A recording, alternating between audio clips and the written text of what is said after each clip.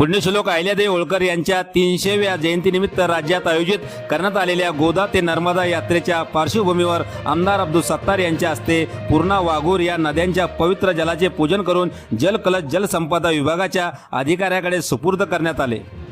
या यात्रेच्या अनुषंगाने राज्यभरातून विविध नद्यांचे जल स्थानिक नागरिकांच्या हस्ते जलकलशात संकलित केले जात असून त्यांचे धार्मिक विधीनुसार पूजन करून ते पुढे नर्मदा नदी अर्पण केले जाणार आहे। सिल्लोड मतदारसंघातील पूर्णा व वाघूर या नद्यांचे जलही यासाठी निवडण्यात आले असून आमदार अब्दुल सत्तार यांच्या हस्ते त्यांचे पूजन करण्यात आले।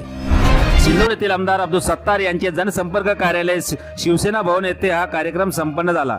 यावेळी जिल्हा बँकेचे चेअरमन अर्जुन पाटील गाडे, जिल्हा परिषद सदस्य देवदास पालोदकर, संचालक सतीश ताटे, पंचायत समितीचे माजी उपसभापती अजित सेठ बागवान, नॅशनल सहकारी सूतगिरणी संचालक राजेंद्र ठोंबरे, अदिंठा सरपंच नाझीर अहमद, सोनसिंग चव्हाण तसेच जलसंपदा विभागाचे उपविभागीय अभियंता अभय शेळके, शाखा अभियंता प्रीतम राठोड, शिवाजी बुचाले आदींची उपस्थिती होती। आपल्या परिसरातील ताज्या घडामोडी पाहण्यासाठी, अन्याय अत्याचाराला वाचा फोडण्यासाठी वन डे न्यूजला सबस्क्राईब करा व जास्तीत जास्त शेअर करा।